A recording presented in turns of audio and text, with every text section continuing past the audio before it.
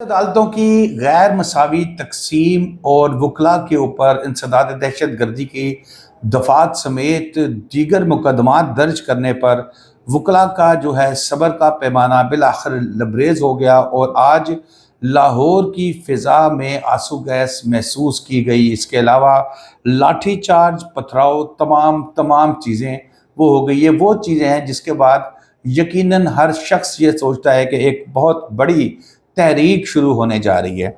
जब मुल्क के मामलात पहले ही इस नहज पे हों कि एक सियासी जमात के हवाले से DGISPR भी जो है वो इंतशारी जमात का लफ्ज़ इस्तेमाल करने पर मजबूर हो गए हैं, ऐसी सूरत हाल में अगर वकला सड़कों पर आ गए तो फिर क्या हम समझें कि एक बड़ी तहरीक शुरू होने जा रही है?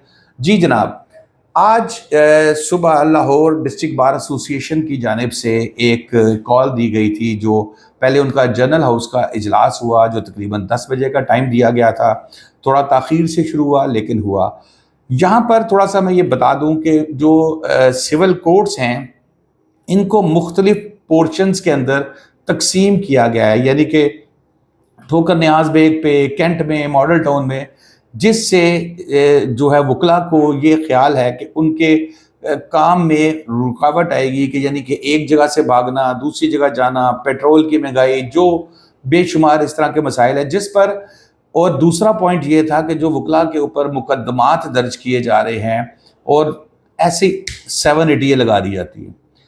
अच्छा जी, अब 780 वो इस है FIR के अंदर लगाना, इसके ऊपर हमारी सुप्रीम कोर्ट में साबिक चीफ जस्टिस आसिफ सईद खोसा साहब की सरबराही में एक बेंच ने पूरी डिटेल दे दी थी कि किस माहौल में, किस हालात में 780 लगाई जा सकती है। लेकिन बदकिस्मती कि पुलिस तक पहुंची नहीं वो। हालांकि हम आम शहरियों को तो ये पता होता है कि जो सुप्रीम कोर्ट के मुंह से निकली हुई बात कानून होती है, लेकिन यहाँ सुप्रीम कोर्ट ने एक रिटन ऑर्डर दिया जिसमें पूरा डिटेल के साथ उन्होंने बताया कि 780 किन किन हालात में लगाई जा सकती है, लेकिन पुलिस ऐसे ही लगा देती है। वकला के ऊपर भी 780 के तहत पर्चे दिए गए और काफ़ी दिनों से, बल्कि मैं समझता हूँ तकरीबन 1.5-2 महीना शायद हो गया इस बात को, वकला की जानिब से पुरअमन एहतजाज किया जा रहा था। बार एसोसिएशंस के अंदर मीटिंग्स होती थी, उसके ऊपर एहतजाज करते थे, उसी मीटिंग के अंदर ही होता था।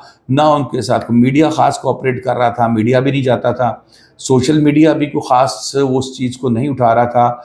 और बिल आखिर आज मजबूर होकर जब जनरल कौंसिल का इजलास हुआ, उसके बाद वो वकला वहाँ से निकलते हैं अपना ऐवान अदल से, जो पोस्ट मास्टर जनरल ऑफिस या नासिर बाग के बिल्कुल साथ हैं, और वहाँ से वॉक करते हुए इस सख्त गर्मी में काले कोट पहन के एहतजाजी वॉक करते हुए पुरअमन तरीके से हाई कोर्ट के गेट तक आते हैं।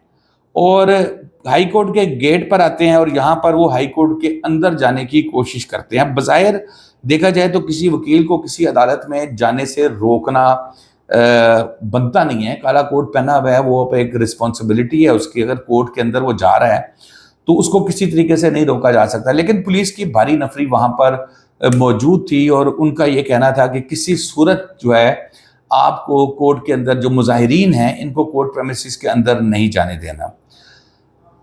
नतीजा क्या निकला? वकला भी अग्रेसिव थे, 2-2.5 महीने से पुरअमन तरीके से मासूम से एहतजाज कर रहे थे।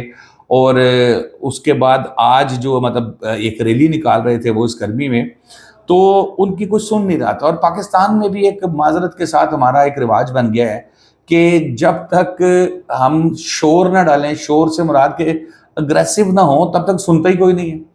जितने मर्जी पुरअमन एहतजाज कर लें, जितनी मर्जी प्रेस कॉन्फ्रेंसें कर लें, कोई फ़र्क नहीं पड़ता। ना हम मीडिया वाले किसी को लिफ्ट कराते हैं, ना हुकूमत वाले किसी को लिफ्ट कराते हैं।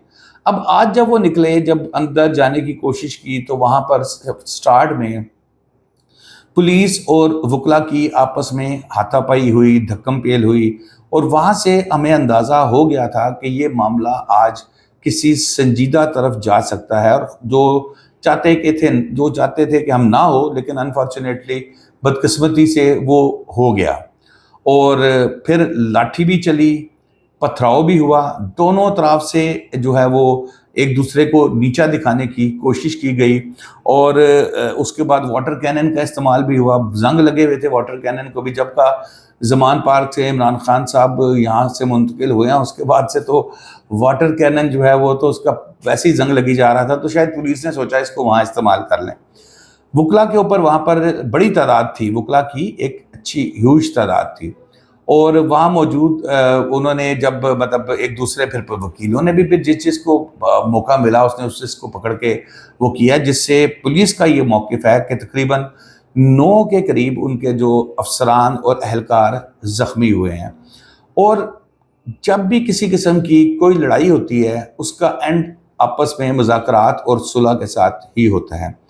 لیکن میں پہلے وقت سے ایک بات کر رہا تھا کہ جب تک لاہور ڈسٹرکٹ بار کے ساتھ supreme court bar, Pakistan bar council اور لاہور ہائی کورٹ بار نہیں ملتی، تب تک ان کے مطالبات شاید وہ منظور نہ کروا سکیں۔ لیکن آج کے اس واقعے کے بعد، اور یہ واقعے کا ہونا عین 9 مئی سے ایک دن پہلے، یہ بھی بڑی ایک خوفناک صورتحال ہے، کیونکہ کل جو ہے وہ تحریک انصاف نے بھی ایک کال دے رکھی ہے احتجاج کی۔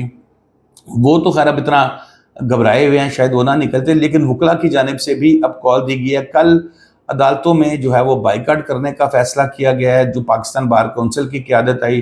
منیر بھٹی صاحب جو اس وقت لاہور ڈسٹرکٹ بار ایسوسی ایشن کے پریزیڈنٹ ہیں، انہوں نے بھی اس پہ بھرپور زور لگایا کہ کسی طریقے سے معاملہ پرامن طریقے سے حل ہو جائے اور ان کے مطالبات پورے کر لیے جائیں۔ اچھا، اب ایک عام تاثر اس میں یہ جا رہا تھا کہ یہ شاید پنجاب حکومت اور وکلا کا مسئلہ ہے۔ یہ پنجاب حکومت اور وکلا کا مسئلہ نہیں ہے، یہ ہائی کورٹ اور ڈسٹرکٹ بار ایسوسی ایشن کا مسئلہ ہے۔ لیکن بہرحال پھر مریم نواز صاحبہ نے ٹویٹ کیا، انہوں نے کہا کہ بھئی کوئی بھی جو ہے نا وہ نہیں کرے گا، اس میں پولیس والے ذرا تمیز سے رہیں، وکیلوں کو ساتھ بدتمیزی نہ کریں، لاٹھی چارج نہ کریں۔ اور اس کے بعد معاملات پھر ان کے مذاکرات ہوتے ہیں۔ احسن بون صاحب بڑے سینئر وکیل ہیں اور سپریم کورٹ بار، پاکستان بار ایسوسی ایشن عہدوں پہ رہ بھی چکے ہیں، پاکستان بار کونسل میں ابھی بھی وہ ہیں۔ تو انہوں نے جب یہ ہڑتال کا اعلان کر دیا کہ بھئی پورے پاکستان میں کل وکلا جو ہیں عدالتوں میں پیش نہیں ہوں گے، پھر اپنی اپنی جگہوں پر احتجاج بھی کیا جائے گا، تو اس کے بعد معاملات کسی حد تک ختم ہو گئے۔ پولیس کا یہ موقف ہے کہ جناب ہم نے تو لاٹھی چارج بعد میں کیا ہے، پہلے وکلا نے پتھراؤ کیا ہے۔ اب جو بھی معاملہ ہے، جس کی بھی غلطی ہے، مین چیز یہ ہے کہ اگر ڈسٹرکٹ بار ایسوسی ایشن پچھلے 2 ماہ سے شاید اس سے بھی زیادہ ہو پرامن طریقے سے اپنے مطالبات کے لیے رو رہی تھی، گڑ گڑا رہی تھی کہ خدا را ہمارے مطالبات مان لو، خدا را ہمارے مطالبات جو ہے وہ حل کر دو، اگر اس وقت ہی ان کو ساتھ بٹھا کے ان کی کچھ باتیں مان لی جاتی، کچھ باتیں اپنی منوا لی جاتی، تو شاید آج کا یہ ناخوشگوار واقعہ نہ ہوتا۔ آگے بھی اس کا حل یہی ہے، دیکھیں جب تک اس معاملے کو سارٹ آؤٹ نہیں کیا جائے گا بیٹھ کے، کچھ ان کی مان لیں، کچھ اپنی منوا لیں۔ وکلا میں بھی کئی ایسے لوگ ہیں جو سچ مچ اس قسم کی سرگرمیوں میں ملوث ہوتے ہیں، تو بار ایسوسی ایشنز ان سے پیچھے ہو جاتی ہیں۔ بار ایسوسی ایشنز میں دیکھا ان کے پیچھے نہیں آتی ہے، لیکن اگر کسی کے ساتھ زیادتی ہو رہی ہے تو پھر بار ایسوسی ایشن اس کے ساتھ کھڑی ہوتی ہے۔ تو دوستو اب تک کے لیے اتنا ہی، شاداب ریاض کو اجازت دیجیے، اللہ حافظ۔